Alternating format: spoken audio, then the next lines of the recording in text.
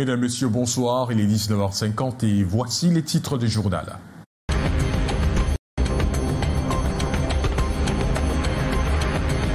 À la une ce soir, à quelques heures de la fête de la Tabaski, les marchés de Douala connaissent une effervescence. Le marché Montcalm, en particulier, bouillonne d'activité. Le 19h50, on vous dévoile les vedettes des emplettes. Un brasier dévastateur a consumé 4 habitations précaires au quartier Bois des Singes à Douala. En un souffle, ce fléau cracheur de feu a transformé ces lieux de vie en un paysage de désolation, ne laissant derrière lui que des cendres et le spectre d'une journée brisée pour les familles. Les autorités ont récemment démantelé un réseau international de traite humaine opérant dans la capitale Yaoundé. Le groupement de gendarmerie territoriale d'Umfundi a mis fin aux activités de cette organisation qui promettait des contrats de travail lucratifs et une amélioration des conditions de vie à ses victimes. Voilà pour les titres.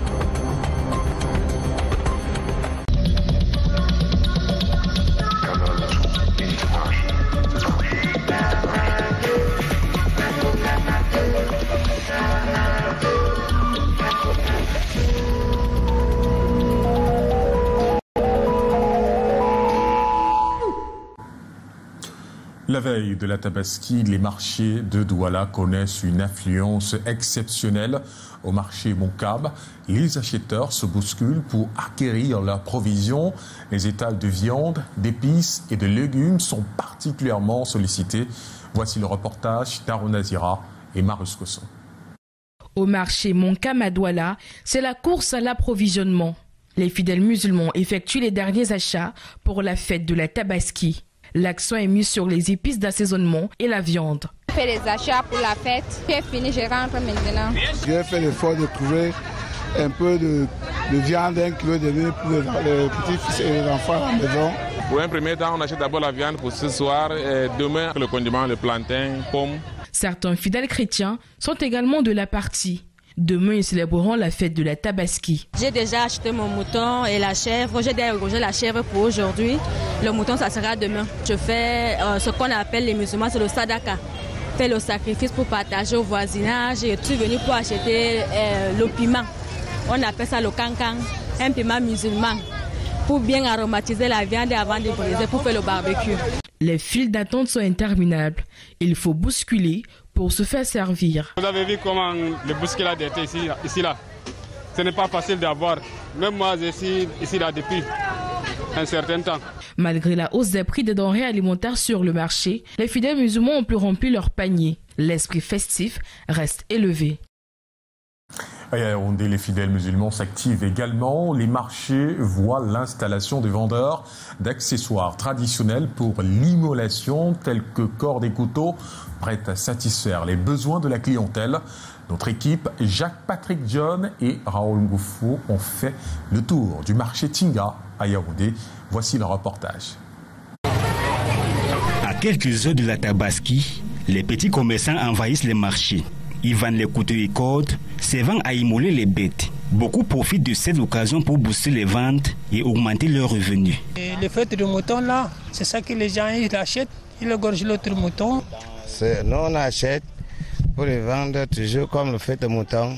Ils achètent, moi, nous avons un petit bénéfice aussi pour nourrir nos familles. Certains commerçants préparent les couteaux spéciaux avec des designs et des tailles adaptés à la circonstance. Ici au bord de la chaussée au marché Tinga à Yaoundé, l'activité est en plein essor. Il y a les foyers, c'est qu'on vend 2000, 2500, 3000. Il y a ce prix les chefs, ça s'appelle les chefs. Ça c'est les chefs oui, les chefs de village, c'est ça qu'ils utilisent. Chez les vendeurs de cordes et dans les abattoirs, l'ambiance est similaire. Des jeunes travaillent d'arrache-pied pour satisfaire les clients. Je sors de Gawa. Je viens de vendre la corde au marché 8e. Mais maintenant la corde est chère. Le premier, on vend la corde à 100 francs. Maintenant, on vend la corde à 1000 francs. On vend la corde à 500. Si le client vient comme ça, on l'empêche de les amener dans notre comptoir qu'on travaille avec. Puis on lui comporte la chèvre, on peut attacher dans la voiture. Il voit ce qu'elle va nous motiver. C'est comme ça que nous aussi on se débrouille avec. On nettoie les chèvres, les moutons. Si un client a acheté un chèvre... Les commerçants continuent à en tirer profit en attendant le 6 juin, jour de célébration de la Tabaski. Autre chose, un incendie a ravagé le quartier Bois des Singes à Douala ce matin, entre 10h et 11h. 4 habitations édifiées avec des matériaux temporaires ont été consumées par la violence des flammes, entraînant conséquences pour les familles concernées. Reportage Junior Ossin et Henri Tina. J'ai vu le feu en train de monter.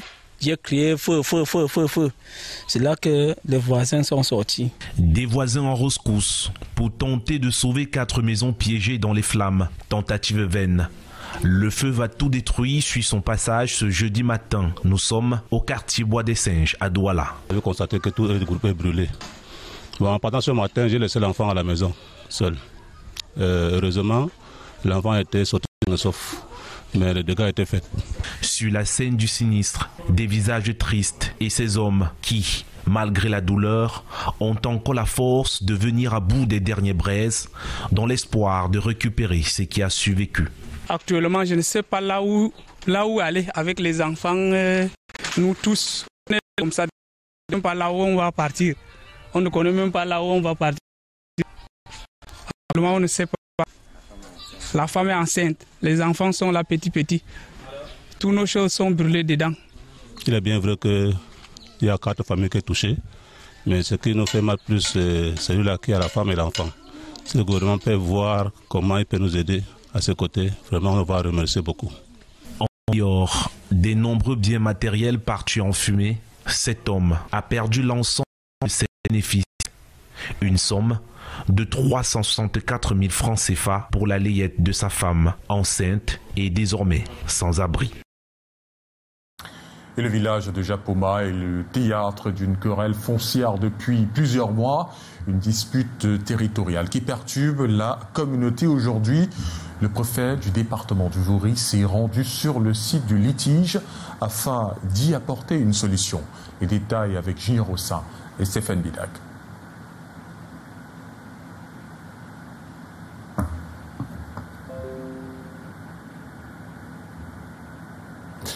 Un élément que nous aurons certainement avant la fin de cette édition. On poursuit ce journal avec le ministère de l'Enseignement supérieur qui a fourni des éclaircissements sur la question des bourses impayées aux étudiants camerounais au Maroc.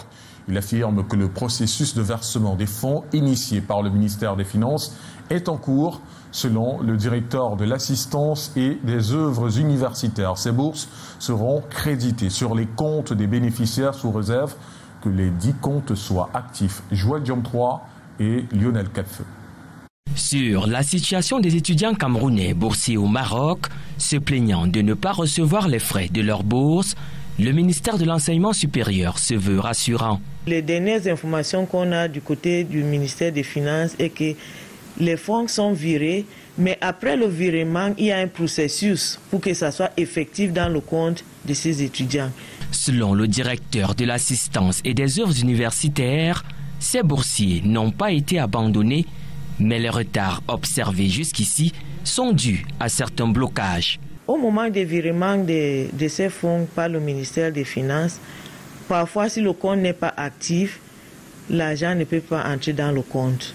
Ça peut aussi arriver que le ministère des Finances, tenant compte des charges qu'ils ont, ne peuvent pas virer cet argent à temps. D'où cet appel lancé aux parents et aux familles d'apporter leur aide en attendant que la situation soit régularisée. Les parents sont souvent encouragés pendant les réunions de supporter les enfants étant à l'étranger, en attendant le virement des compléments de bourse. Une accélération du processus de paiement de ces bourses serait bienvenue parce que pour plusieurs d'entre eux, ils finissent leurs études au Maroc en ce mois de juin 2025. Et dans l'actualité également, à l'occasion de la journée mondiale de l'environnement célébrée ce 5 juin, des jeunes volontaires de Yaoundé ont choisi l'action pour dénoncer la pollution plastique. Ce phénomène, décrit comme un fléau silencieux, défigure la capitale. Ces jeunes ont organisé une marche écologique afin de sensibiliser les habitants à cette problématique. Delphine Fankoutene, Serge Alain Zibou. Très tôt ce mercredi, ils ont enfilé des chasubles, glissé des gants, saisi des sacs poubelles et se sont lancés dans une traque de déchets plastiques. Une marche écologique aux allures de cris d'alarme, portée par des jeunes bien décidés à réveiller les consciences dans la capitale. Le plastique est nocif pour l'environnement et nous devons apprendre à ne plus jeter nos ordures par terre et à recycler pour une planète meilleure et en bonne santé. Partis du rond-point Loncac pour rejoindre le Consig Tinga, ces volontaires engagés dans la lutte contre la pollution plastique ont brandi leurs pancartes comme des drapeaux d'alerte. À chaque arrêt, un appel à la responsabilité, une manière directe d'interpeller les riverains sur l'urgence de préserver la planète. Nous avons décidé de participer à cette initiative du 5 juin, Journée mondiale de l'environnement, pour sensibiliser les gens sur les déchets plastiques, la pollution plastique et les atouts dont nous pourrons utiliser ces plastiques pour mieux protéger notre environnement. L'une de nos campagnes à Greenpeace Afrique, nous avons la campagne plastique. Donc nous avons décidé de participer avec ces jeunes pour non seulement sensibiliser la population, sensibiliser les plus jeunes, et aussi faire de notre mieux pour éliminer les déchets en fait. Inciter nos concitoyens camerounais à agir pour l'environnement, premièrement d'abord en essayant de ne plus jeter les ordures par terre, en jetant les ordures dans les bacs à poubelles. Cette initiative s'inscrit dans le cadre de la Journée mondiale de l'environnement, célébrée ce 5 juin sous le thème « Combattre la pollution plastique ». Un thème plus que jamais d'actualité dans une ville où les déchets plastiques dictent leurs lois. Et la lutte contre les déchets plastiques non biodégradables concentre une part importante du déploiement des pouvoirs publics dans la protection des différents milieux de vie.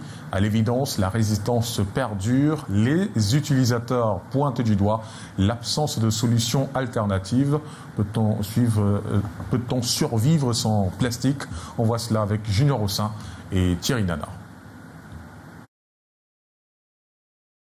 Pas un pas sans emballage plastique en dessous de microns d'épaisseur. Elle résiste, notamment chez les commerçants de l'informel. Emballage plastique, on ne peut pas vivre sans ça. Plus moi, mais je vends les oranges, je vends les avocats. Si on dit que donne-moi 2 avocats, je dois donner en main. On ne peut pas vivre sans les emballages. Je ne vois pas autre chose qui remplace les emballages plastiques.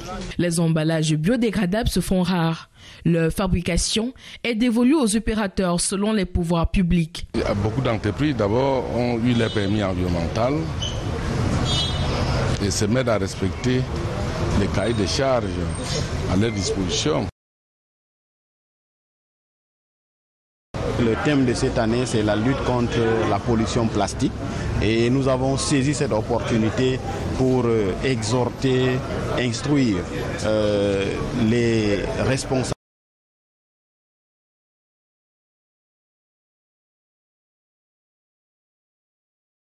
concernés de faire respecter à tout prix la réglementation en matière de la lutte contre ce plastique non biodégradable.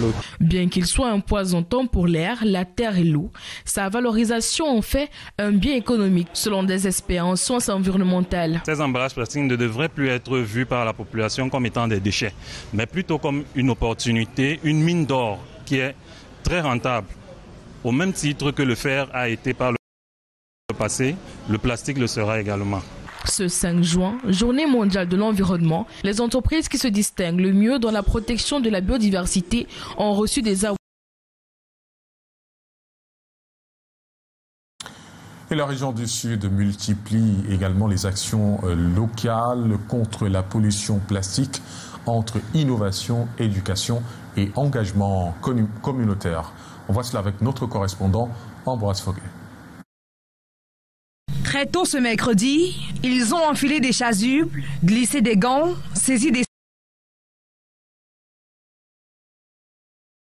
Alors que la planète célèbre la Journée mondiale de l'environnement sous le thème « Vaincre la pollution plastique », le Cameroun, en pleine décennie des Nations Unies pour la restauration des écosystèmes, fait face à une urgence. Rivières bouchées, lacs en déclin, forêts souillées. À Ibolova, la rivière Bongo illustre ce désastre silencieux. Des inondations au quartier Amman et Nkovos, le déclin inquiétant du lac municipal asphyxié par la pollution. Mais sur le terrain, la riposte s'organise.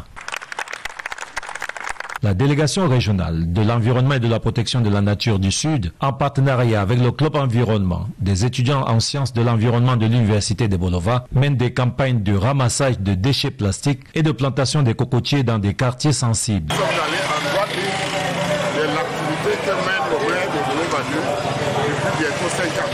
Donc nous avons dégagé le drain à l'hôtel Congo pour éviter qu'il y ait des inondations, comme toujours. Le maire de Bolova 2, quant à lui, innove en éco-idée avec le recyclage des pneus usagés en objet de décoration urbaine, alliant valorisation des déchets et embellissement de la ville. Non seulement nous arrivons à résoudre un problème de récupération des déchets, mais également ça procure et des revenus et des emplois à nos jeunes. Mais ces éco-initiatives locales, aussi louables soient-elles, peinent à s'imposer dans un cadre national cohérent. Le Cameroun est encore à la traîne en matière de réglementation anti-plastique et de promotion du recyclage industriel. Pour restaurer les écosystèmes et sauver notre environnement, l'heure n'est plus au discours, mais à une mobilisation visant le recyclage, l'éco-conception, fiscalité verte, un engagement collectif coordonné et durable.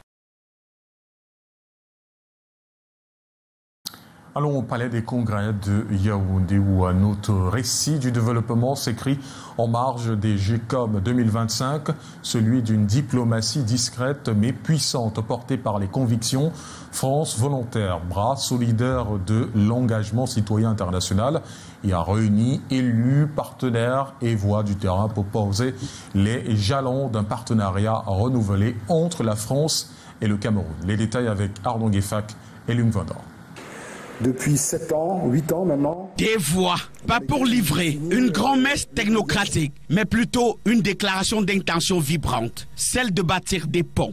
Entre les villes de France, les villes du Cameroun, entre les régions de France, les régions du Cameroun, il y a énormément de choses qui se font. Là où les discours officiels peinent parfois à cimenter la confiance, un échange avec des questions précises à répondre. Quelles solutions sont portées à la fois par les bailleurs de fonds français, européens ou multilatéraux, mais également par les sociétés françaises auprès des collectivités locales dans les 10 régions du Cameroun. Une table ronde stratégique sur la coopération économique et le développement décentralisé réunissant autour de l'ambassadeur de France au Cameroun, des maires camerounais et français, des acteurs multilatéraux.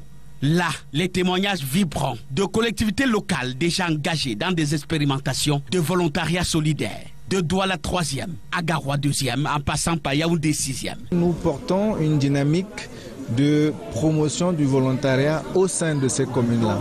Donc nous sommes venus avec un message à côté de tous les dispositifs que vous avez pu constater. Nous venons avec un message pour les élus communaux de leur dire désormais ayez en conscience que le volontariat peut être un levier de développement pour vos territoires. Des édiles ont témoigné d'un engagement concret et d'un impact souvent invisible mais profond dans l'animation communautaire, la formation et la résilience locale. C'est que on fait des grandes choses avec peu de moyens. Je dis, nous sommes venus, on a défini 12 domaines dans lesquels il nous fallait des experts.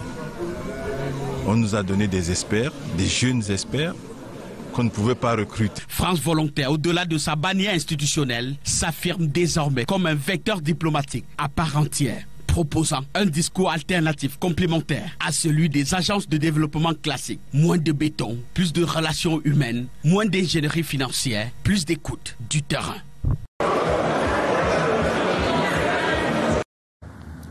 Et à l'université de Yaoundé 2 soir, des étudiants de différentes universités s'affrontent dans un concours qui évalue leur connaissance du droit au OHADA.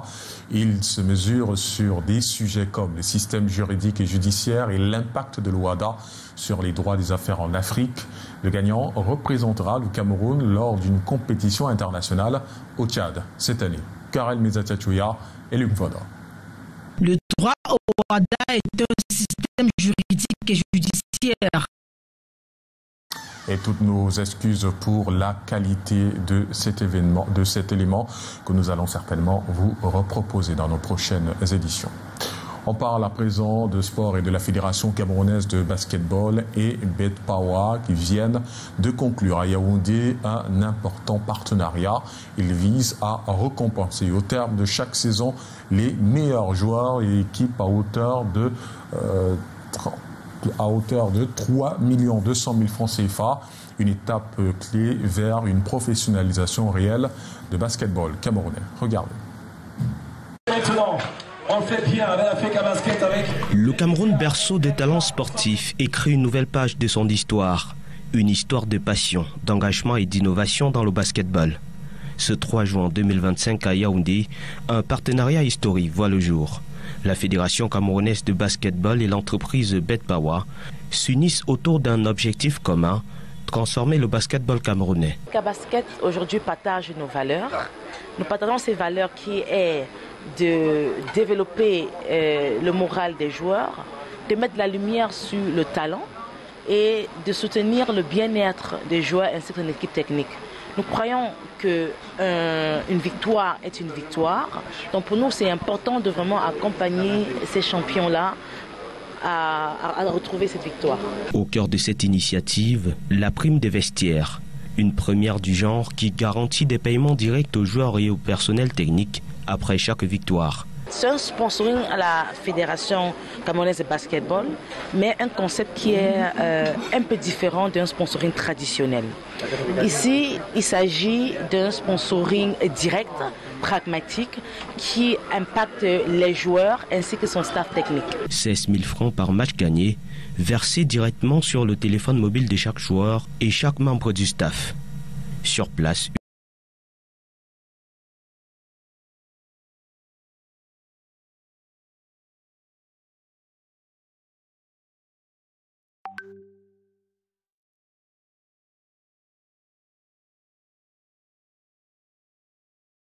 une rencontre test pour témoigner qu'il ne s'agit pas du bluff. Donc aujourd'hui, on a eu un match de combien 20 minutes. Et ce match, vous avez remarqué qu'à la fin, les téléphones ont sonné, les messages sont arrivés. Ça, c'était des messages de réception de fonds dans les téléphones de l'équipe gagnante. Le projet promeut aussi l'égalité des sexes. Les ligues masculines et féminines bénéficient des mêmes avantages, soulignant l'engagement pour un sport plus juste et inclusif. En fin de saison, ce sont plus de 3 200 000 francs CFA qui récompenseront les meilleurs joueurs et les meilleures équipes. Une façon forte de valoriser le travail, l'excellence et la performance. Pour la Fédération camerounaise de basketball, une véritable bouffée d'air. Déjà, le fait que les équipes ont un engouement, on a énormément d'équipes, c'est déjà un point positif. Les équipes ont pu rassembler le maximum d'athlètes. Donc ça va augmenter forcément le nombre de licenciés de la fédération. C'est vrai qu'on en a assez, mais c'est encore un plus. Les joueurs, les acteurs sont souvent oubliés. On est dans un processus de professionnalisation. Et donc, il est donc clair qu'avec ce bonus ROM, les joueurs vont sentir, on va dire quoi, de manière palpable les primes qui sont souvent pas évidentes pour les équipes de basket. Encourager, récompenser et construire l'avenir. Avec BETPAWA et la FECA Basket, le basketball camerounais entre dans une nouvelle ère.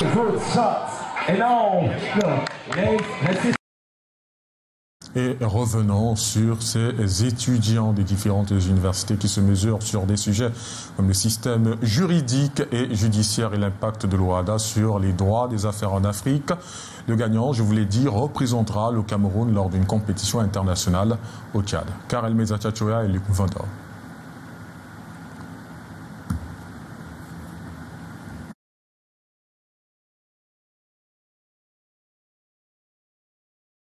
Le droit OHADA est un système juridique et judiciaire harmonisé pour le droit des affaires en Afrique. Il vise à faciliter les échanges et les investissements tout en garantissant une sécurité juridique aux entreprises. Il joue un rôle crucial dans le développement économique du continent. En outre, il traite des questions relatives aux sociétés et intègre des dispositions pénales pour réprimer les infractions dans ce domaine. Il y a même au Cameroun une loi qui a été prise spécialement sur les infractions relatives à l'OHADA. Il y a une justice qui existe. La CCJA ne statue pas sur les questions pénales, mais il y a la Cour suprême du Cameroun qui est chargée au niveau suprême de trancher les litiges portant sur le droit pénal. Maîtriser le droit au WADA, c'est s'assurer une compréhension approfondie du droit des affaires dans un contexte d'intégration régionale. Ces étudiants venus d'horizons divers en sont parfaitement conscients. C'est pourquoi ils s'affrontent dans un concours d'adresse pour démontrer leur niveau de connaissance des procédures. À l'université de Yaoundé 2, SOA, sous le regard d'experts et de professionnels du domaine. Nous avons pour ambition principale de participer à la divulgation du droit des affaires au Cameroun et bien sûr à l'international. Les équipes sont parrainées par des encadreurs. C'est une rencontre qui permet de faire éclore le génie de nos étudiants, de nos petits frères dans des différentes universités. Le vainqueur va représenter le pays dans une compétition internationale similaire prévue au Tchad cette année. Activité organisée dans le cadre de la Semaine nationale au WADA.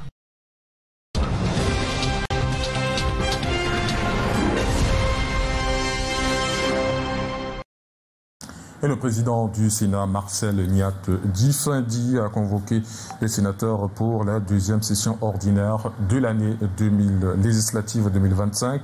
Selon un arrêté signé ce 5 juin, les travaux s'ouvriront le mardi 10 juin à 16h, conformément à l'article 4 du règlement intérieur de la Chambre haute du Parlement. La session se tiendra à Yaoundé et portera, comme le veut la tradition, sur l'examen du projet de loi et le contrôle de l'action gouvernementale. L'arrêté précise que la convocation a été faite après la consultation du président de la République. Et le 1er juin dernier, la ville de Douala a vibré au rythme de la Doualaise. Un événement sportif inédit et de nombreux participants se sont mobilisés, marchant, courant et souriant pour soutenir les causes féminines. Ce rendez-vous s'est voulu un catalyseur pour le sport, la santé et surtout pour une société camerounaise plus équitable. Regardez.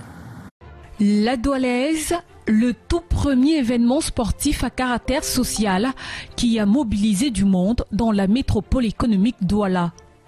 Une édition 2025 mémorable pour les centaines d'hommes et femmes qui ont répondu présent à cet appel de solidarité.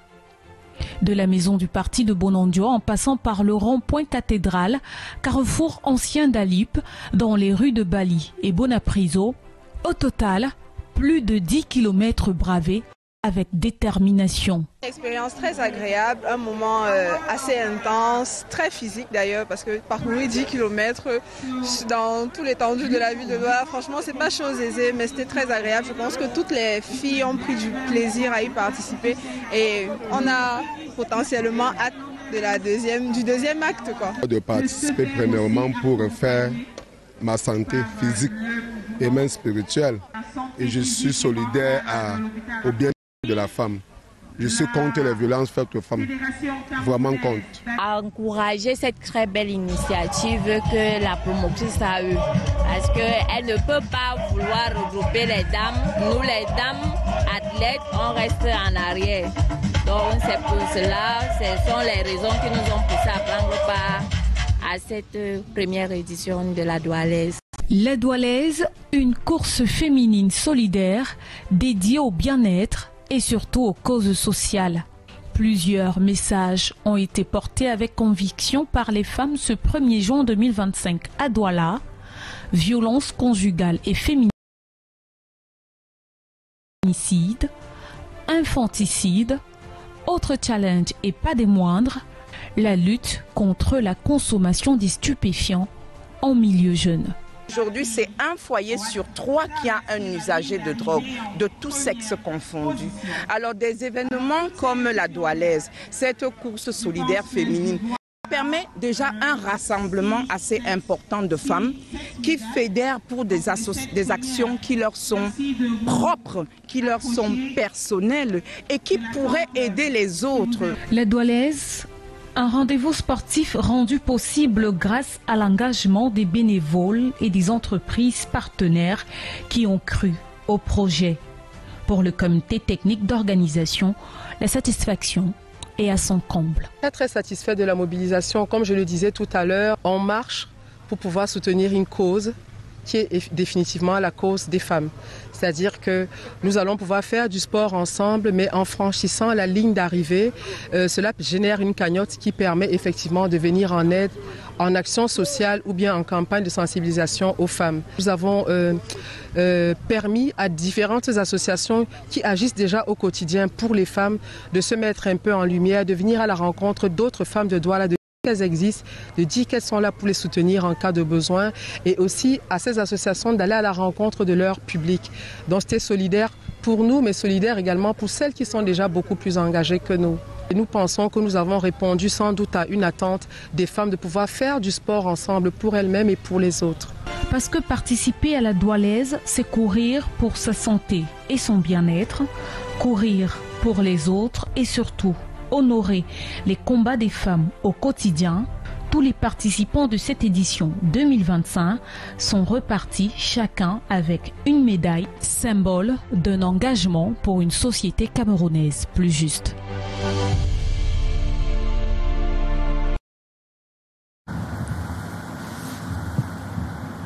Et c'est la fin de ce journal. Merci de nous avoir suivis. Retrouvez le condensé de cette édition sur notre chaîne Star News. Inscrivez-vous aux étoiles 031 étoile 31 dièse. Je vous retrouve demain, même les mêmes heures, 19h50. Bonsoir.